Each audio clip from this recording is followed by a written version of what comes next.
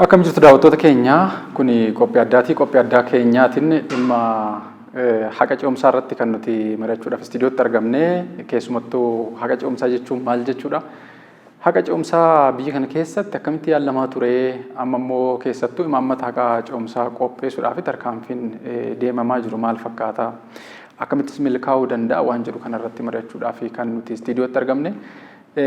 Keessumoota waliin mari'achuuf jennu affeeradheetiin jira istiidiyootti. Keessumoonni keenya obbo Asfaw Tasfaayitii ogeessaa seeraati isaanii. Akkasumas duroo milkeessaa mana murtii olaanaa federaalaatti abbaa seeraati. Yeroo qabnu keessatti isaan waliin mari'achaa turra. Isinis akkan waliin turtan isin affeerra. Ulfaadha yeroo keessan fudhattanii istiidiyootti waan argamtaniif galatooma. Armaan dura biyya keenya keessatti sochiin haqa yeroo ce'umsaa mirkaneessuu yeroo garagaraatti yaalamaati kan inni ture. Ammas mootummaan jijjiiramaa asitti hojii haqa mirkaneessuu, haqa ce'umsaa kana mirkaneessuudhaaf sochii kan inni gochaa jiru. Kanaafis qaama kana hoogganus addatti hundeessuudhaaf imaammata walitti qabuudhaaf sochiin imaammata kana gabbisuudhaaf marii garagaraatu gaggeeffamaa jira. Mee keessattuu gara sanatti osoo hin ce'in dura akka waliigalaatti haqa ce'umsaa mataansaa jechuun waan ifa ta'e hin fakkaatu. Nama baay'ee biratti hubannoon isaa waliin fakkaatu. Haqa ce'umsaa jennu kun maal jechuudha? Transitional justice innumti jedhamu kun hiikni isaa maali? Maal jechuudha kan jedhu kanarraa eegalla jedheeni obbo Asfaw irraa hin eegala. Akkuma maqaa isaarraa hubannu yeroo ce'umsaa gara haqaatti itti gaafatamummaa gochoota mirga dhala namaa irratti raawwatan badii yakkoota adda addaa ta'uu danda'a. Kanarraa yeroo itti madaa miidhamtootaa immoo itti bayyaannachiisanii yookiin dhukkubbii sababa waraana adda addaatiin raawwatee ture sababa yakka adda addaatiin mirga dhala namaa irratti raawwatame kana seenaa duubarratti seenaa badaa raawwatame sababa waraanaatiin ta'uu danda'a, sababa adda addaatiin ta'uu danda'a, walitti bu'iinsa sanyiis ta'uu danda'a. Madoo uumamee jechuudha. Madoo darbee sana erga waraanni tokko dhaabbatee booda yookiin immoo erga yakki adda addaa raawwatee booda gara fuuldura egeree sabootaa egeree biyyaa murteessuudhaaf itti gaafatamummaa wantoota yeroo waraanaas haa ta'u yeroo wal dhabdee sabootaas haa ta'u raawwataa turan kana mariidhaan cimsanii namoota miidhaan irra qaqqabe kanallee bayyaannachiisanii madaa isaanii yaalanii yookiin immoo dhinsanii jechuu dandeenya garasitti ceesisuu jechuudha. Obbo Duroo waan dabaltu qabdu kanarratti keessumattuu haqa ce'umsaa kana mirkaneessuu jechuun maal jechuudha? Maal jechuun immoo miti kan jedhu kanumaanis wal qabsiisne san booddee muuxannoon biyya kana keessattis ture maal fakkaata kan jedhu kaasna. Egaa amma akkuma obbo Asfaw kaasanii waa'een haqa ce'umsaa kuni maal irratti ka'a yeroo jennu yeroo baay'ee dhimmi kun kan wal qabatu yeroo biyyoonni cunqursaa yookiin mootummaa abbaa irra jala turanii mirgi dhala namootaa yeroo sarbamaa turetti yookiin immoo walitti bu'iinsi sabaaf sablammii yeroo gaggeeffametti walitti bu'iinsi waliinii biyyatti gaggeeffamaa turetti kanarraa kan ka'e immoo sababa garagaraatiin jijjiiramni mootummaa abbaa irree sana fonqolchee yookiin immoo karaa garagaraatiin mootummaan sun yeroo jijjiiramu mootummaan dimokiraatawaa ta'e gara fuulduraatti gaafa dhufu waa'een itti gaafatamummaa gochoota farra dhala namummaa yookiin immoo mirga namaa sarban irratti raawwatame saniin wal qabate itti gaafatamummaa mirkaneessuun barbaachisaa ta'a. Gama biraatiin immoo jijjiirama dhufee irratti immoo biyyi tokko taate haalli ittiin fufuu qabdu ittiin fuftu mija'uu qaba jechuudha. Keessattuu qaamonni mootummaa darbe deeggaranis jiru gara biraatiin immoo mootummaa haaraa qaamni deeggarus ni jiraata. Gidduu kanatti immoo nageenyi biyyaa rakkoo keessatti yeroon itti kufu jira jechuudha. Kanaafuu haqa ce'umsaa yeroo jennu baalaansii yookiin madaala gama tokkoon haqa mirkaneessuu gama biraatiin immoo nageenya biyyaa gara fuulduraatti itti fufsiisuu gidduu kanatti baalaansii yookiin immoo madaala kanneen eegsifnee deemuudhaaf yaadeddama dhufee jechuu dandeenya jechuudha. Kun immoo bara 1995 as qorattoota biratti fudhatamiinsa argataa kan dhufe yaada haaraa yaada noobil jedhamee fudhatamuu danda'udha jechuudha. Gama tokkoon itti gaafatamummaa karaa sirna haqaa isa idilee qofaan mirkaneessuuf yeroo jijjiirama akkasitti baay'ee ulfaataa ta'a. Maaliif yeroo baay'ee itti gaafatamummaa karaa sirna haqaa idileetiin mirkaneessuudhaaf yeroo sochoonu maaltu jedhama Victor's Justice waan jedhamutu jira. Jechuun mootummaa duraanii mo'atee qaamni biraa gara aangootti gaafa dhufu Victor's Justice wanti jedhamu kuni fudhatamummaa hin qabaatu, hunda galeessa hin ta'u, hunda hin hammatu. Kanaafuu haqni yeroo ce'umsaa kuni bifa hunda galeessa ta'een qaama hundaa hammatee biyya akkaataa gara fuulduraatti tarkaanfachiisuu danda'u ammas madaa yeroo darbe miidhamtoota irra ga'e haala ittiin dhidhiibuu dandeenyu kan ittiin mijeessinudha jechuudha. Kanaafuu madaala kana kan ittiin hojjennu biyyoonni garagaraas kan itti fayyadaman dhimma yaadeddama haqa ce'umsaa jedhamu kana jechuudha. Inni kun of keessatti komponentii yookiin immoo wantoota baay'ee of keessatti hammata jechuudha. Gama tokkoon itti gaafatamummaa mirkaneessuun jira, gama biraatiin immoo warra miidhame dhidhiibuun jira. Achitti immoo instituushinoota yookiin immoo jaarmaalee duraaniin cunqursaadhaaf faayidaarra oolaa jiran san rifoorm godhanii akka dimokiraasiidhaaf faayidaarra oolan taasisuun kanneen of keessatti kan hammatu jechuudha haqa ce'umsaa. Karaa idileetiin mirkaneessuun maaliif dadhabama kan jedhu kaasuu barbaadanii keessayyuu haqa ce'umsaa kan addatti hundeessuun isa karaa idileetiin laallamu karaa idileetiin haqa mirkaneessuun turee jira gaggeeffamaati jira.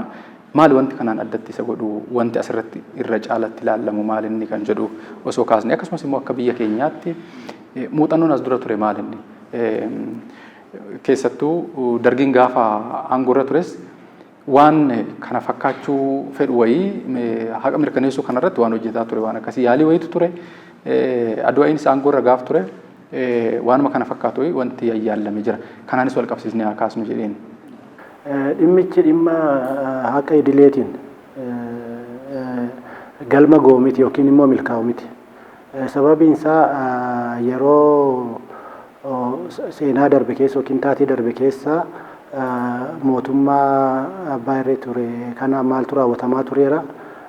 Yakkoota mirga dhala namaa irratti raawwataman yakkoota ciccimoo ta'an fakkeenyaaf yakka waraanaa ta'uu balaa yakka duguuggaa sanyii dhala namaa ta'uu danda'a. Yakkootni kun immoo seera biyya keessaatiinis yakka ciccimaa jedhamanii kan galmaa'anii fi idil addunyaa irratti illee seera addunyaatiin yakka ciccimoo ta'anii kan raawwatanidha jechuudha. Fakkeenya duguuggaa sanyii dhala namaa mana murtii idileetiin yookiin immoo himannaa kallattii idileetiin galmaan geessisuun hin danda'amu.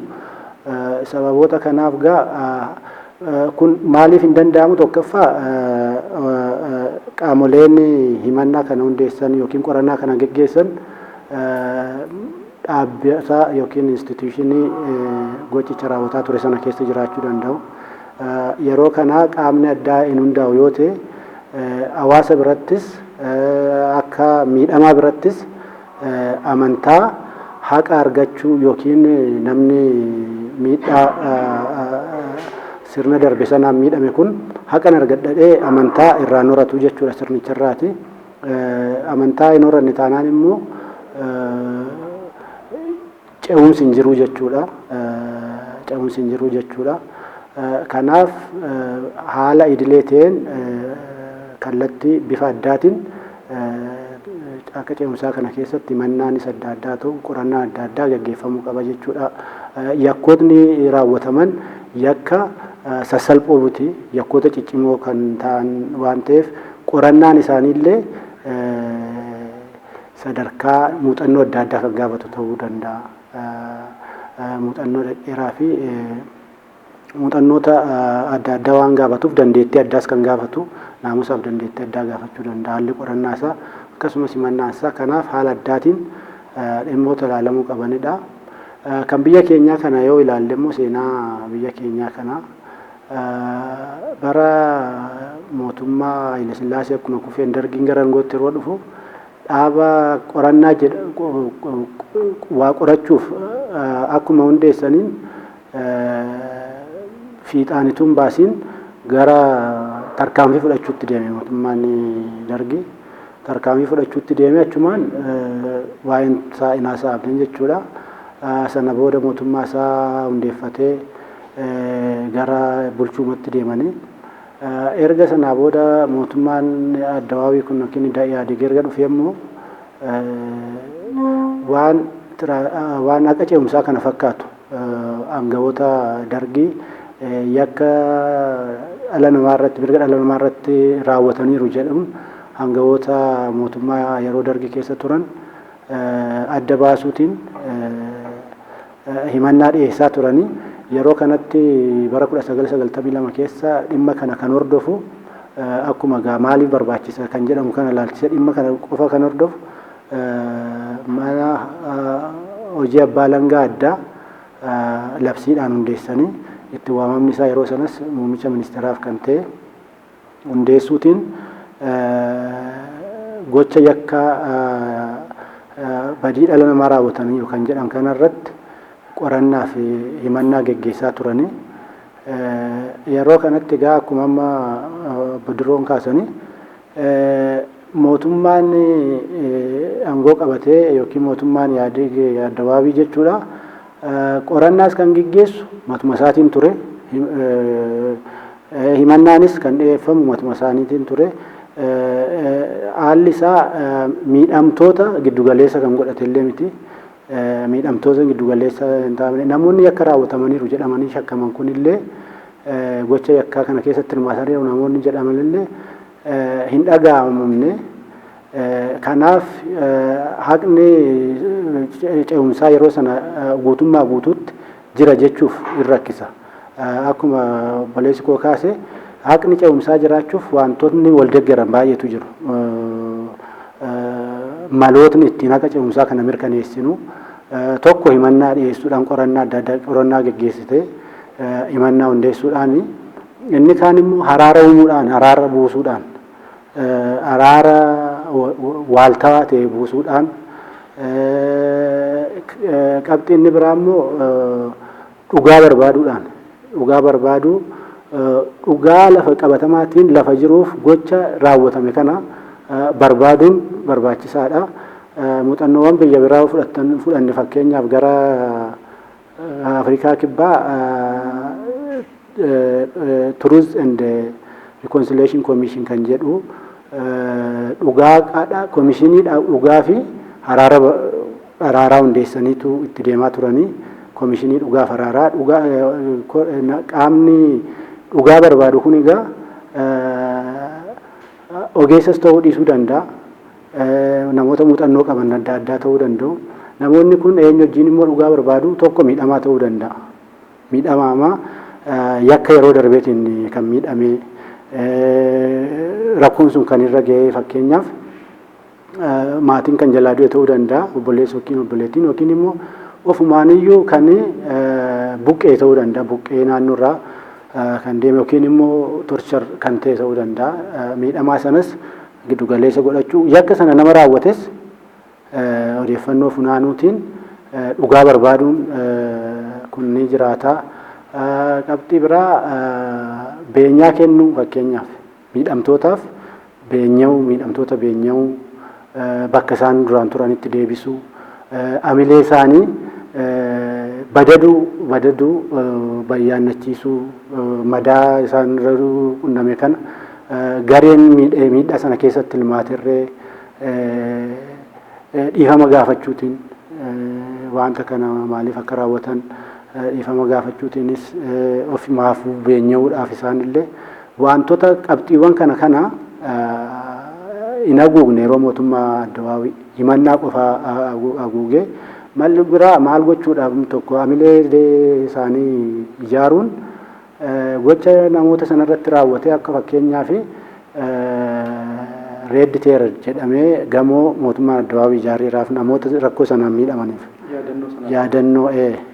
yaadannoo hundeessuu fi danda'u wantoota tokko namoonni miidhaman sun haqni koo beera jedhanii yaaduu danda'u yeroo fakkeenyaaf gamoo akka kanaa argatan wantoota bibbicoo akka kanaadha kan mootummaa Addawaawii raawwate kanaaf maal jedhaman enumaayyuu maal jedhama mo'atee aangoo qabate waan ta'eef mootummaa Dargiidhaan akkuma Diroon kaase haqa moota Victor Justice ture guutummaa kompireensivii kana hunda galeessa miti haqni ce'umsaa gama isaaniitiin hundaa'e erga Addabaabaayyiitii immoo Addabaabaayyiitii jijjiirama bara 2018 kana dhufee ilaalchise muummichi ministeera paarlaamaatti bakka bu'oota marii bakka bu'ootaa irratti haasawaa taasisaniin gochoota duraan raawwatame yakka shororkeessummaa raawwatamaa ture mootummaan utuu raawwate jechuun dhiifama gaafachuun ifatti jijjiiramoonni adda addaa kan gara kallattii haqa ce'umsaa kanatti agarsiisan akka dhufan dubbataniiru. Kanumaanis immoo dubbii kana qofa miti komishinii marii biyyoolessaa labsiidhaan hundeessaniiru. Sanarrattis labsii dhiifamaa fi dhiifamaa baasaniiru akkasumas labsii identity and boundary kana eenyummaadhaaf daangaa deebisanii dhaabu kanneen kana jalqabbii gaarii jalqabee jira mootummaan jijjiiramaa amma dhufe kuni egaa yeroo ammaa kana immoo isuma kanaan jirru waraanni kun waraanni gara kaabaa kanatti dhalatee ture bulee waraana kanaa yookiin booda waraana kanaa egaa miidhamtoonni adda addaa jiraachuu danda'u mirgi dhala namaa daran miidhamee jiraachuu danda'a yakki waraana raawwate jiraachuu mala wantoota kana madaa waraana sana keessatti raawwate illee deebisanii bayyaannachiisuuf haqni ce'umsaa kun gaammas barbaachisummaan isaa ifatti mul'ataa kan dhufee fi mootummaanis haqa ce'umsaa kana mirkaneessuuf aangoo kan qabu ta'uu isaati. Adeemsa haqa ce'umsaa kana mirkaneessuu kun akkam ta'uu qaba? Maal hammachuu qaba? Maal hammachuu hin qabu? Akkamitti kan inni deemuu qabu? Muuxannoo arma dura amma yeroo Adduwaa'iin yaalaa ture sanas hanqinoonni amma akka hanqinaatti ka'an kun haqa mo'ataadha kan hojiirra ooluudhaaf yaalame malee haqa ce'umsaa akkaataa ulaagaa isaa guutee hunda hammatee deemaa ture sanni miti kan jedhu kan ka'aa ture waan ta'eef mee kan akkamitti ilaala? Dhimmi haqa ce'umsaa kun haqa sirna idileetiin mirkaneessuuf deemnu irraa wanti isa adda godhu karaa mana murtii qofa falmii mana murtiitiin himannaa abbaan alangaa dhiyeessee manni murtii adabee karaa san qofaan yaadeddamni yookiin immoo kaayyoon galmi haqa ce'umsaatiin galmaan ga'u barbaadamu galmaan hin ga'amu. Waa'een haqa ce'umsaa akka duratti kaasaa turre paakeejii yookaan immoo wantoota baay'ee of keessatti hammata jechuudha. Himannaan isa tokkodha. Inni gara biraa haqa miidhamtootaa barbaaduudha. Miidhamtoota immoo hanga danda'ameen bakka itti deebisuu dhidhiibuun barbaachisaa ta'a. Beenyaan yoo danda'ame kaffalamuufii qaba. Yoo biqqaan iddoo isaaniitti qe'ee isaaniitti akka deebi'an ta'uu qabani. Fakkeenyaaf yeroo tokko sababa lolaatiin sababa waraanaatiin buqqa'uu danda'u. Iddoo jireenya isaanii irraa displaced ta'uu danda'u. Kanaafuu wantoonni akkasiittis raawwatamuufii qaba. Gama biraatiin immoo dhugaanis himamuu qaba. Dhugaan dubbatamuu qaba. Gara caalu maalidhaa dhalli namaa wanta isarra ga'e qarshiidhaan kaffaluu fi dadhabuu dandeenya. Garuu immoo kanatu isarra ga'e jennee dhugaa isaa sana warri gocha sana keessatti hirmaatan keessattuu itti gaabbanii dhugamaan itti gaabbanii dhiifama haalli itti gaafatanii jiraachuun irra jiraata jechuudha. Sanan ta'uu taanaan ammas walgaarreeffannaan miidhamtootaa fi warreen gocha kana keessatti hirmaataa turanii akkasumatti akka itti fufeetti jiraata jechuudha.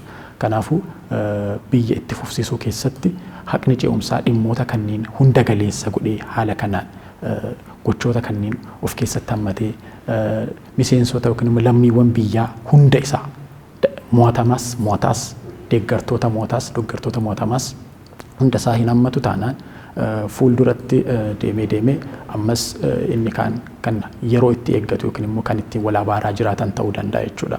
Gochoota raawwataman saniifis legitimacy mootummaan haaraan wantoota raawwatu sana fudhatamummaa akka argataniif hunda galeessa ta'uun irra jiraata jechuudha. Gatii kana ta'eef akkuma yeroo baay'ee deddeebifnee isaanis kaasaa turanitti mootummaan Addawaayii wantooti yayyaalame jira. Garuu hunda galeessa ta'uu isaan hanqina turerraa kan ka'e wantoota xixinnoo irratti kan xiyyeeffate ta'uu isaatiin akka barbaadametti galma barbaadame osoo hin geenye irra deebinee wantootuma amma dura dubbatame sanattis deebi'uudhaafis haalli itti dirqamni ture jechuudha. Kanaafuu haqni ce'umsaa dhugamaan amma booda ittiin deebinu wanta kana boqonnaan kun cufamee boqonnaa haaraa banneerra yeroo jennu dhugamaan ammoo qaamni mo'atames haala saniin biyya akkaataa itti fuulduratti ittiin ceessan ta'uu qaba.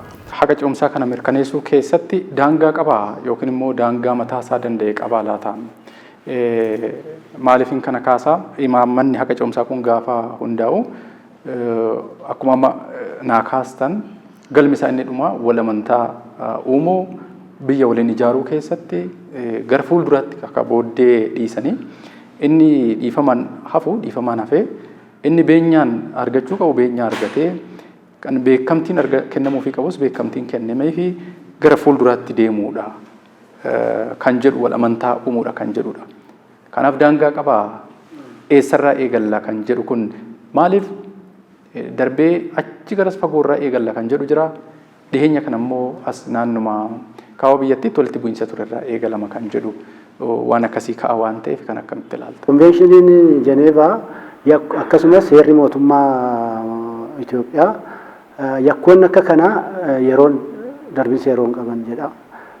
Duguuggaa dhala sanyii dhala namaa kanaa yakki wantoonni ibsaman kun darbinsa yeroo hin qabanii dhiifamnis hin ta'uuf jedha.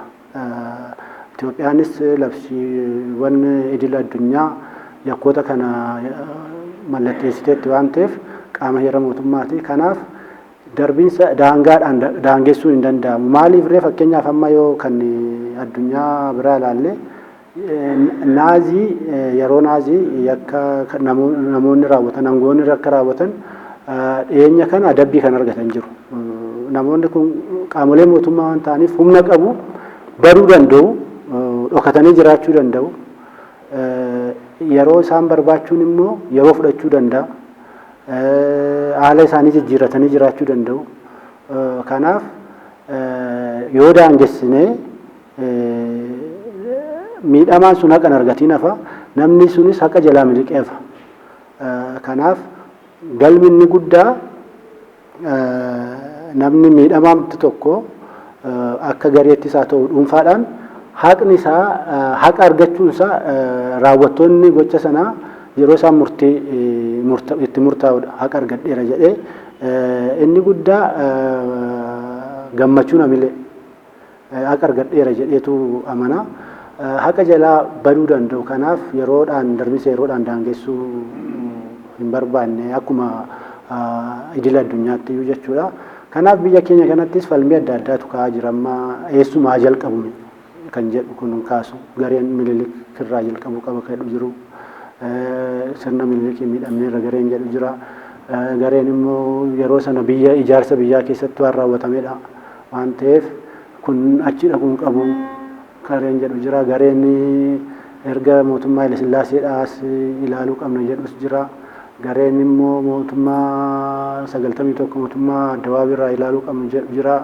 Erga jijjiiramni dhufees ilaaluu qabna kan jedhu jira. Gareen humti immoo waraanuma kaaba kanatti raawwate irraa kan eegaluu qabna jedhu jira. Egaa hundagaleessa haqa ce'umsaa hundagaleessa fiduudhaaf gareen miidhameera jedhu tokkollee bakkeetti hafuu hin qabu. Gareen ani miidhameera kanatti madaa'eera madaa koo naaf hin badanne. Egaa erga haqa ce'umsaatiin hundumtuu madoo isaa kana boodatti dhiise egeree gara fuulduraa isaanii dubbatachuufidha gareen kun kan ol ga'ame. Egeree isaanii kanarratti immoo gareen tokkanii madaan koo naaf hin tuqamne naaf hin badanne madaa koo naaf hin tuqamne hin ilaalamne dhimmi koo jedha yoo ta'e haaloon hafuu danda'a. Haaloon kun darbuu danda'a. Kanaaf hirmaachisummaa hundagaleessa jechuun kompireensif ta'uu qaba kan jedhamus kanaafidha. Kana ta'uu qaba. Amma waliigaltee mootummaa federaalaadhaa fi kan warra TPLF yoo ilaalle waliigaltee Pirootooriyaa kanarratti akka mootummaa Itoophiyaa irratti akka dirqamni kaa'ame tokko mootummaan Itoophiyaa yookiin mootummaan federaalaa imaammata haqa ce'umsaa kana mirkaneessuu qaba. Itti gaafatamummaa gochoota sana keessatti raawwatamee mirkaneessuu qaba kan jedhu keewwata 10 irratti taa'eera. Amma namoonni kanuma waraana sanaa duwwaa ilaallate jedhanii kana kaasu. Gareen kaan immoo komishinii marii biyyoolessaa dura kaa'amne kuni hojii jalqabanii hundeeffamuu jalqabanii miidhamtoota isaa ta'uu gareelee sablammoota kana keessaa qaamolee hundumaa waan ilaallatuuf waan itti deeman waan qaban odeeffannoo hin qabu waan isaan qaban waan itti deeman fakkaatu. Kanaaf egaa duubas deemuun akka falmitti ka'uu danda'a. Kanaaf maal gochuu qabu namoonni kun amma gareen haqa ce'umsaa kana abbummaatiin hoogganu gareelee kana hundumaallee mariisisuudhaan gara duubaattis yoo harkisan yeroon hin ga'u. Haqni ce'umsaa kun yeroo fida kan inni dhaabbatu. Yeroo dheeraa fudhachuu hin qabu. Yeroo gabaabaa keessatti daangessanii hojjechuu qabu. Erga haqni ce'umsaa sun mirkanaa'ee booda gareen suni hinafaa jechuudha. Dubbiin haqa ce'umsaa kuni eessaa ka'uu qabnaa inni jedhu of eeggannoodhaan waan ilaalamuu qaba jedhee yaada. Maaliif innumti haqa ce'umsaatiin wal qabatee yeroo kaasnu seenaa biyyoota kamiyyuu keessatti rakkoowwan jiru. Rakkoowwan seenaa biyyootaa keessatti rakkoonis jira, toltuunis jira. Kanaafuu rakkoo seenaa biyyootaa keessatti ka'e hundaa haqa ce'umsaa kanaan furraa yookiin immoo wal dhabdee koomii achi keessa jiru hunda isaa haqa ce'umsaa kanaan furra jennee kaana yoo ta'e galmi haqa ce'umsaa kun galma ga'uu dhiisuu danda'a. Maaliif inni akkuma obbo Asfoo kaasaa turanitti inni waa'een haqa ce'umsaa kun of keessatti waan bal'aa qabata. Dhugaa barbaaduun jira. Dhugaa bara meeqaa barbaanna. Isa kamtu itti fufiinsa biyyaatiif, itti fufiinsa sirnaatiif, wal amantaa sabaaf sablammii akka haala biyya keenyaatti yoo fudhanne wal amantaa, wal qoqqoodiinsa saba keenya keessatti uume, biyya keenya keessatti rakkoo uume. Isa kam yoo furree seenaa kamirratti, rakkoolee kamirratti yoo adres goone yookiin immoo rakkoowwan yoo uumaman irratti yoo xiyyeeffanne kaayyoo haqa ce'umsaa kana galmaan keenya kan jedhu ilaaluun barbaachisaa ta'a. Sanan goonu taanaan banaa goonee wanta hundaa yaalle yoo ta'e yeroo nu daangessaa, humni nu daangessaa, haqni ce'umsaa kun baay'ee qaaliidha. Waa'een haqa ce'umsaa kun ogeessota barbaada, yeroo barbaada. Ekspertoota even kan biyya keessaa qofa osoo hin taane kan biyya alaatiinis kan deeggarame ta'uu qaba. Ogeessota idil addunyaa beektota adda addaatiin kan deeggaramu qabeenya guddaa kan barbaadu ta'a. Kanaafuu gatii kana ta'ee fi yoomirraa jalqabuu qabna kan jedhu akkasitti banaa gochuurraa ulaagaalee haqni ce'umsaa mirkaneessuu barbaadu. Kaayyoo galmi haqni ce'umsaa mirkaneessuu barbaadu akka biyyaatti. Maal ittiin mirkaneeffanna kan jedhu sana ija saniin madaaluun barbaachisaa ta'a malee seenaawwan wantoota amma dura turan hunda kaafna yoo ta'e qormaata cimaa nutti ta'e innumtuu immoo yeroo sirritti of eeggannoodhaan hojiirra hin oolle ija keessa rakkoo nutti fiduu, rakkoo nutti deebisuu mala jechuudha.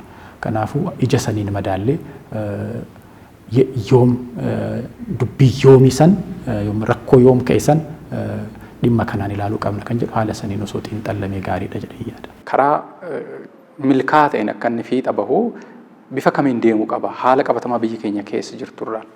Qabatama qaamolee hawaasaa garaagaraa irraa ka'u kan of keessatti yookaan ilaalcha keessa kan galche ta'uu qaba. Qabatamni biyyaatu maal fakkaata kan jedhu kana gareen tokko diffaayin gochuu hin qabu. Gareen tokko diffaayin gochuu yookaan immoo hiikootti kennuu hin qabu. Qabatamni biyya keenyaa biyya sabaaf sablammiiti. Qabatamni biyya keenyaa sirna dimokiraasii keessatti dimokiraasiin hangas mara kan dagaagee miti. Ammumaan immoo waa'een ijaarsi biyyaa jira. Biyya tokko godhanii deemuu keessatti immoo wantoonni itti milkoofnes jiru, wantoonni immoo itti dadhabnes jiru. Kanaafuu qabatama biyya keenya beektoota yookiin immoo ogeessota gama hundaa ilaalchota garaagaraa qaban ittiin defined ta'uu qaba jedheetiin yaada.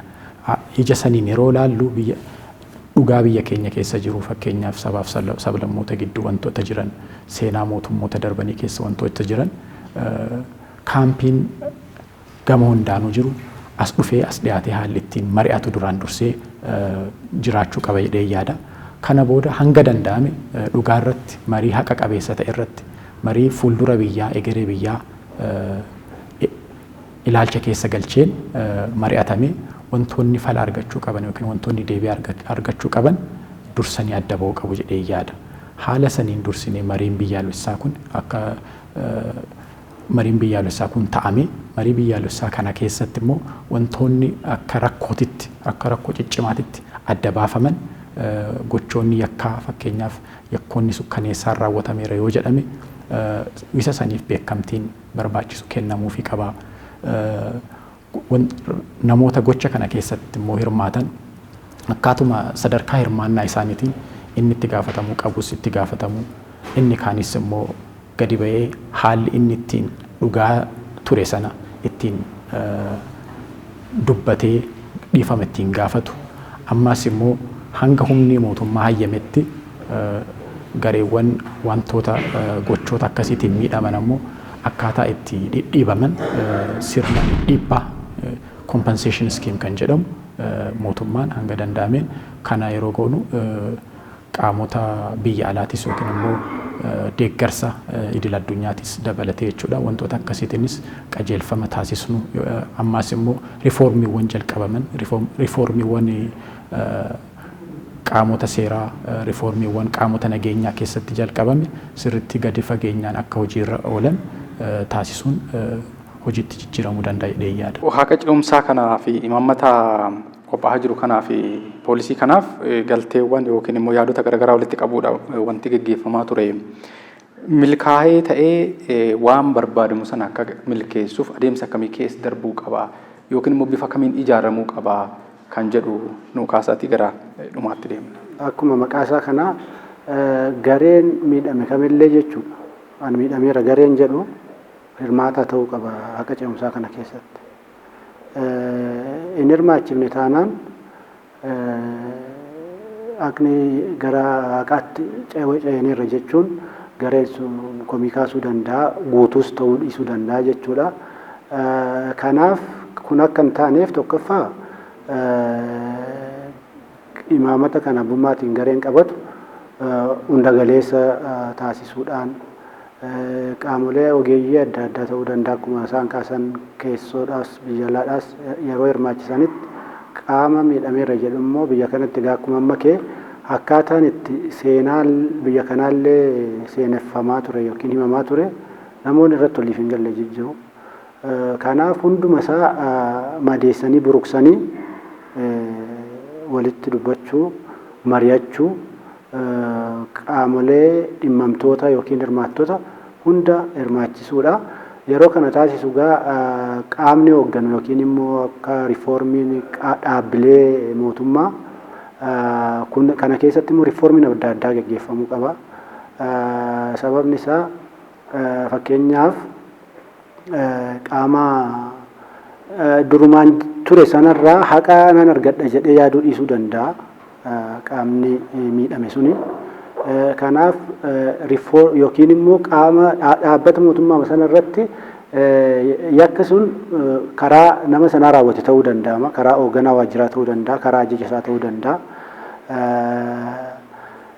Kanaaf namoonni kun itti gaafatamummaa fudhachuu isaanii riifoormiin kun nama bakka sanarraa kaasuudhaan itti gaafatamummaa fudhisiisuu ta'uu mala. Dhaabbaticha keessattis riifoormii adda addaa gaggeessu yookiin yeroo murtaa kanaaf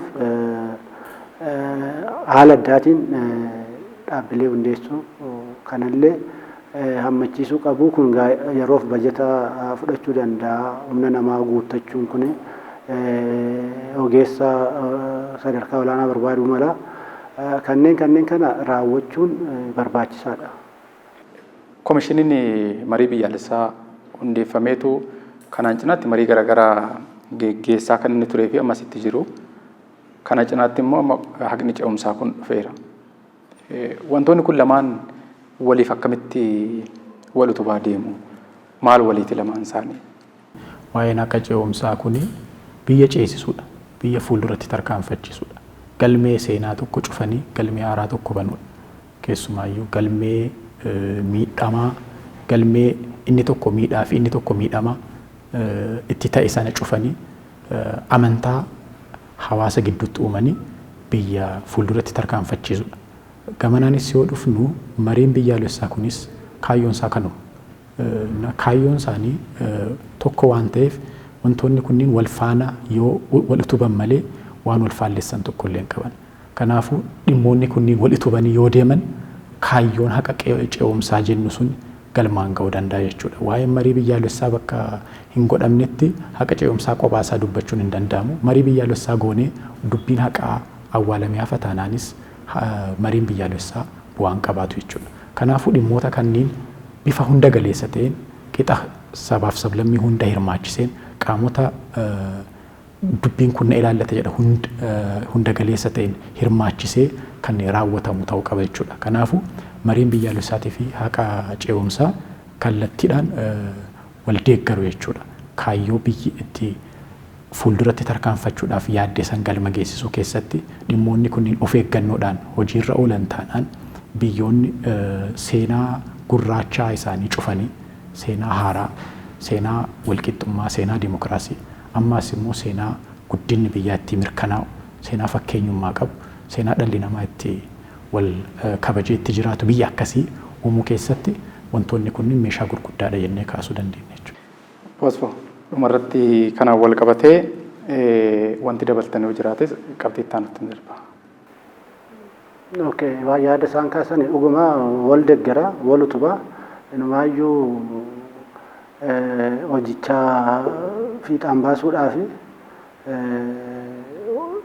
wal deeggaru malee waan wal faalleessan hin qabani. Galatooma. Daawwattoota keenya mariin keenya nuti dhimma haqa ce'umsaa irratti xiyyeeffachuudhaan taasisne kana fakkaataa ogeessa seeraa obbo Asfaw Tasfaayee akkasumas immoo abbaa murtii duroo milkeessaa mana murtii olaanaa federaalaa irraa affeerachuudhaan kan nuti waliin turtii taasisne waliin turuu keessanii fi hedduu isin galateeffanna. Isinis yeroo keessan fudhattanii waan waliin turtaniif irra deebi'ee ulfaadhaan isiniin jedha. Fayyaa ta'a.